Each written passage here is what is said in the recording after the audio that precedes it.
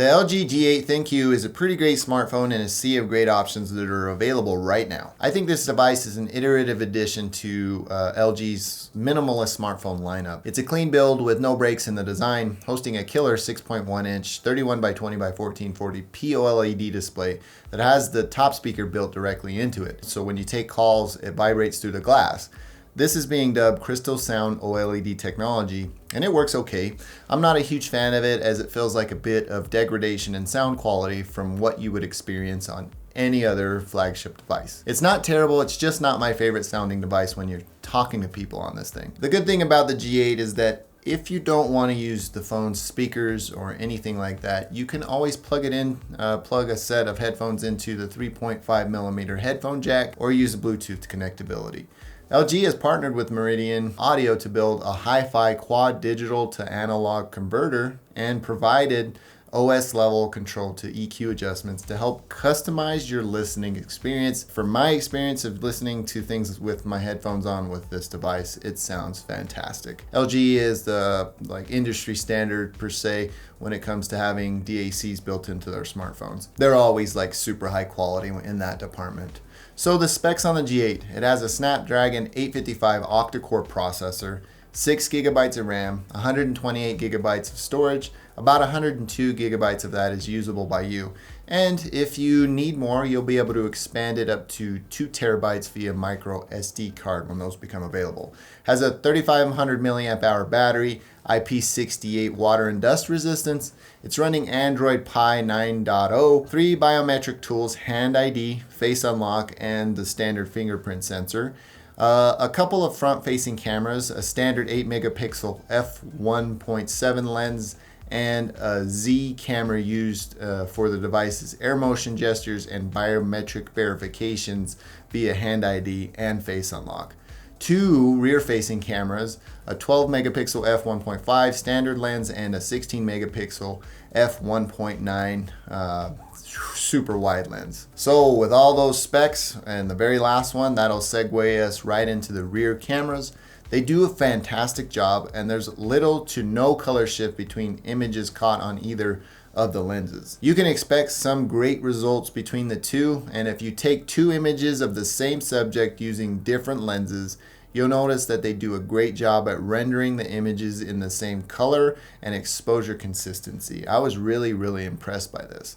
It's a welcome improvement and is a great update. Another cool thing that you'll note is all of the cameras are flush with the frame of the phone, so there are no camera bumps on this device. Personally, I really like how clean the design choice is with the G8. I will say that I've noticed that I have to pay extra close attention to getting no fingerprints on the rear shooter, as I use the fingerprint sensor to unlock the device 90% of the time, and there's sometimes a stray fingerprint on the lens, and that has screwed up some of my pictures when I've been using this device. If you're so inclined to and you want to check out some of full resolution images that are straight out of the camera, hit this link up here, and there'll also be one in the description of the video, and head over to my website to check full really nice samples of what I shot on this smartphone.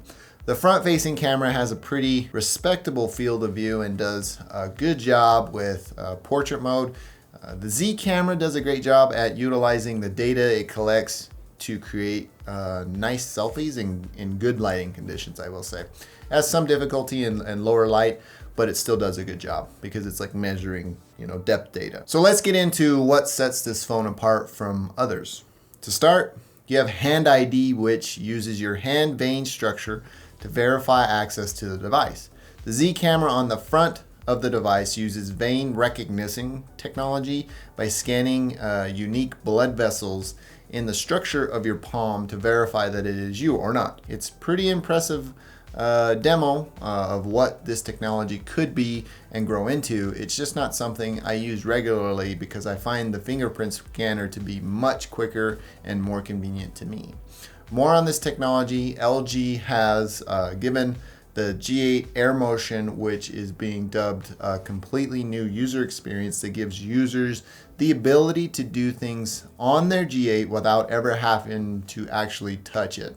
By placing your hand about 10 centimeters above the Z camera, you can activate a controller on the screen, and you can use or control applications. It's a cool party trick in it. You can control the phone and alarm, add 2 designated custom applications, take a screenshot, and control music and videos, volume, fast forward, back, and all that type of stuff. The one thing is the Z camera has to at least see 3 fingers, and it has to be in that sweet spot when you're trying to activate air motion. The G8 provides guides on where to move your hand and get it in the zone with this feature, but the ironic part about that is that when you're usually holding your hand above it, you're covering it with your hand, so it's hard to see the help guides. So you end up playing like a cat and mouse game with getting this feature to work initially.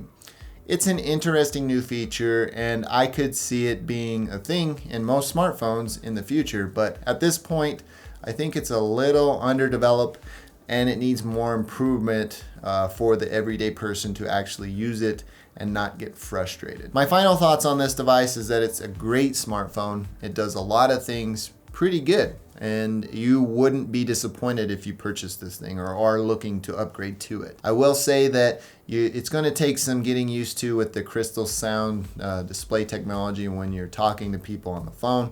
I feel like people can hear my calls when they're close in close proximity when I have the device up to my face. Also, the sound quality isn't the greatest when it comes to talking to people on that device, because I've used it in Wi-Fi calling environments when on other phones the sound comes through crystal clear.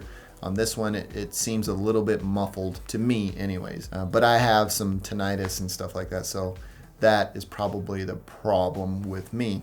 I will say that the cameras on this thing are great, and I think any smartphone that you pick up today has a great camera, but this one does a good job at rendering colors, exposure, and actual fields of view pretty well when you switch between the two, taking pictures of the same subject. So with that said, if you're looking at this device, I would say you wouldn't be disappointed. Pricing's a little high, so I would wait for it to come down and get a deal on it, because around the $650, $700 mark, this phone is absolutely hands down a must buy. Before I close, I must disclose LG was kind enough to send this device out to me for testing and review and helped me put this video together. So without them, this video wouldn't have been possible, so huge thanks to them. And that about does it for me in this one. If you like this video, please feel free to give me a thumbs up. If you didn't, you know what to do. Thank you for taking the time to watch. I'm Tomas, and I will catch you in the next one.